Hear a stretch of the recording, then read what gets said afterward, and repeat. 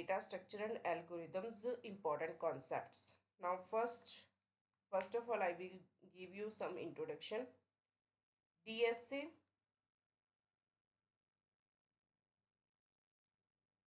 is a DSA is a particular way is a particular way of organizing data in a computer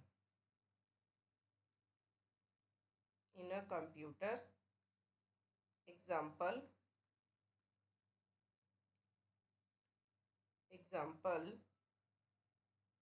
array in C language.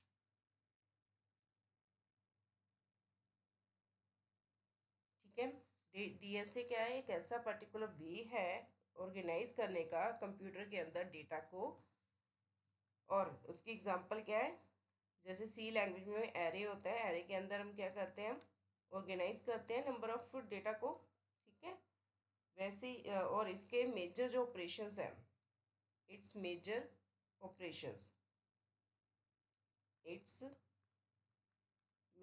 Operations कौन कौन से operation इसके ऊपर perform होते हैं? You can do searching operation. Second, you can do sorting operation. Third, you can do insertion. Fourth, you can do updation. Fifth, you can do deletion operation. Means ये 5 operations जो है DSA के अंदर अपने data को जब organise किया जाता है कंप्यूटर में, ये परफॉर्म किए जाते हैं कि आप कोई भी डेटा को सर्च कर सकते हो, न्यू डेटा इंसर्ट कर सकते हो, पुराने डेटा को डिलीट कर सकते हो, आप उनको असेंडिंग डिसेंडिंग ऑर्डर में रख सकते हो, आप उसमें कुछ भी न्यू अपडेशन कर सकते हो. Now next important concept is that is stacks. What is stacks? Stacks क्या है? It is a linear data structure which follows LIFO method. कौन से मेथड को फॉलो करता है? LIFO means last in first out. जो लास्ट में है वो पहले आउट होगा. For example, this is your stack. मान लो यहाँ पर मैंने ए रखा, फिर बी, फिर सी, डी. ये हम जो इसमें डाल रहे हैं वैल्यूज़ को, जब हम वैल्यू डालते हैं उसको कौन सा मेथड बोलते हैं? When we put any value in stack, that is known as push. कौन सा ऑपरेशन परफॉर्म हो रहा है? पुश फंक्शन यहाँ पर परफॉर्म होगा. when we extract any value in stack, or you can say from stack,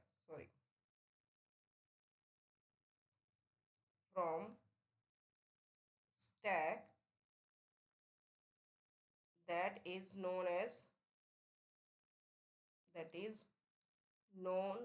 as pop function. मतलब हम जो इसके ऊपर ऑपरेशन परफॉर्म करेंगे कौन सा करेंगे? पॉप. और जो लास्ट में वैल्यू है वो सबसे पहले बाहर आएगी, देन नेक्स्ट वैल्यू आएगी, फिर then next value, then next value. यानी कि जो फर्स्ट वैल्यू थी वो सबसे लास्ट में निकलेगी बाहर. ठीक है, तो इस तरह आप स्टैक में से वैल्यूज़ को पॉप कर सकते हो। क्लियर। और इसके कुछ इंपॉर्टेंट पॉइंट्स हैं।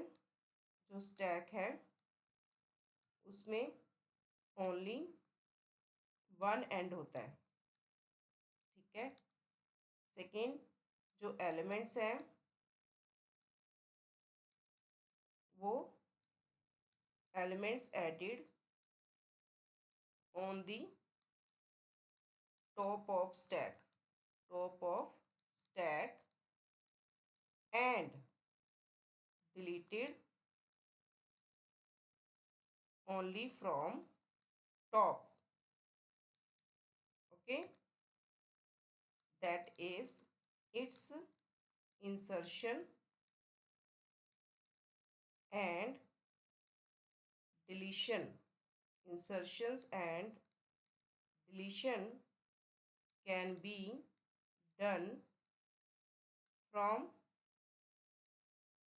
the one end, that is top of stack.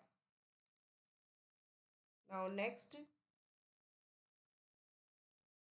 Operations कौन कौन से थे परफॉर्म हो रहे, जो मैंने अभी डिस्कस किए थे। कौन कौन से ऑपरेशन लगाए थे, मैंने दो ऑपरेशन बताए थे आपको। एक तो इसके ऊपर पॉप फंक्शन यूज होगा, दूसरा पुश फंक्शन, या फिर आपका जो स्टैक है वो क्या रहेगा, empty, is empty function use होगा, या फिर स्टैक पूरी तरह फुल होगा तो इज फुल फंक्शन इसमें यूज होगा, या फिर कौन सा, अगर काउंट करना है तो कौन सा फंक्शन यूज करोगे, काउंट फंक्शन यूज कर सकते हो। अगर कुछ चेंज करना चाहते हो you can use the change function. Clear. Pop function किस लिए यूज होता है, to delete element. Push function किस लिए यूज होता है, to insert element. Is empty function किस लिए होता है, to decide whether the stack is empty और नॉट। इज फुल फंक्शन किस लिए यूज होता है, ये किस लिए यूज करते हैं, to check whether stack is full और नॉट। और चेंज फंक्शन किस लिए यूज करते हैं, it's changes the element at given position. If you want to change any value on the given position then you can use the change function. if you want to count the number of elements which are available in the stack then use the count functions of. And now I am going to discuss what are the applications कौन कौन सी application है, कहाँ पर इसको use किया जाता है। First, it's use for balancing algorithm, balancing of algorithm. Second, we can use for infix or infix to prefix or postfix expression, postfix operation conversion. Okay. Third, we can use in algorithms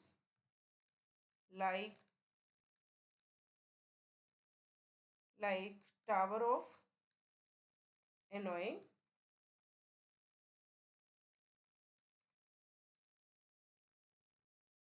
we can use for tower of annoying, G,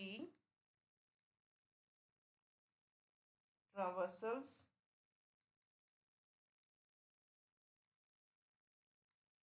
etc. And fourth one we can use for which we can use it, we can use for backtracking,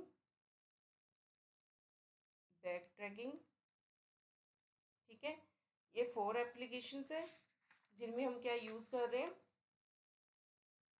stack. Now next, in which next जो हम इसमें use करते हैं DSA में वो है cues. अब cues किस मेथड को फॉलो करता है, क्यू फॉलो करता है फीफो को। FIFO means first in first out. Second, इसमें से हम रिमूव कर सकते हैं, we can remove the item at least recently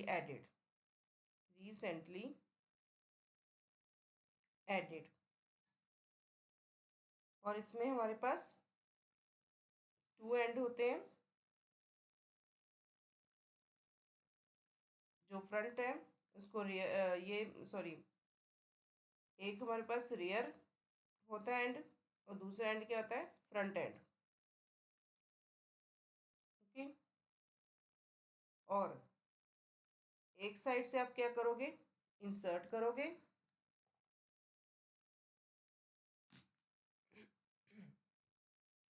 एक साइड से आपकी इंसर्शंस होएगी एंड दूसरी साइड से डिलीशन।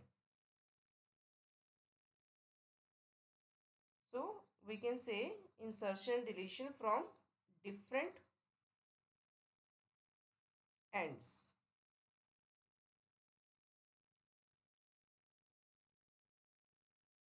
और इसको कहाँ पर यूज किया जाता है, we can use when a resource is shared among multiple consumers। जब आप मल्टीपल कंज्यूमर के साथ इसको शेयर करना चाहते हो, then we use the queue. For example, CPU scheduling and disk scheduling में क्यू को यूज किया जाता है।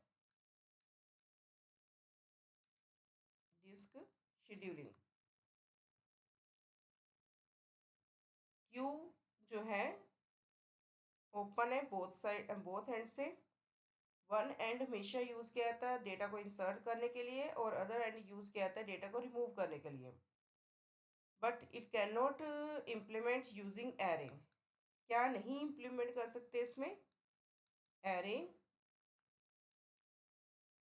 It can not be implemented using array, linked lists, pointers and structures.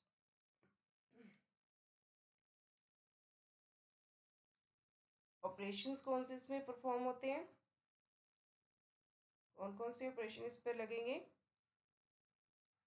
First, peak function, second is full function, third is empty function. ठीक है, ये वाले functions में यूज करेंगे।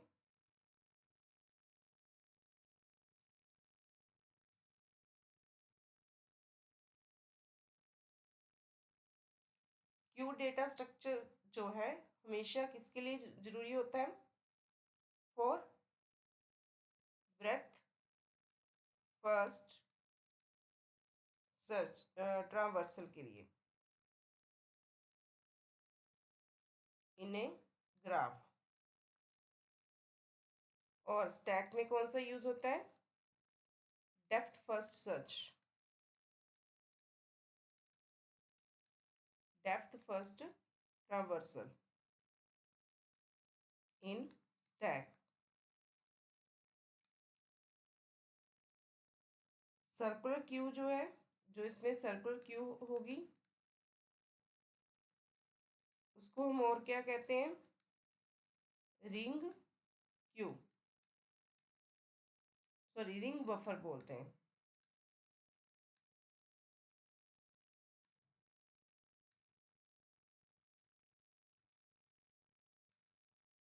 इसको और हम बोलते हैं रिंग बफर। क्यू जो है सर्व करता है मेजर रोल इन सिमुलेशंस में ये मेजर रोल प्ले करता है of limited resources allocation।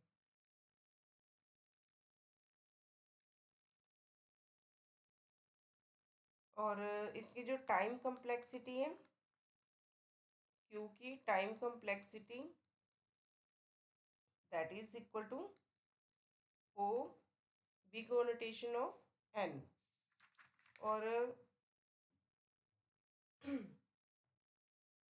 Stack की क्या है, स्टैक के केस में टाइम कम्प्लेक्सिटी जो होती है वो वर्स्ट केस की होती है, वो है big O notation of one. ठीक है, ये हमारी किसकी है, क्यू की। इसकी क्या है, big O notation of n. और टाइम स्टैक की क्या है, big O notation of one. Thank you for watching my video. Please like and subscribe my channel and share with your friends for next coming important concepts related to different subjects.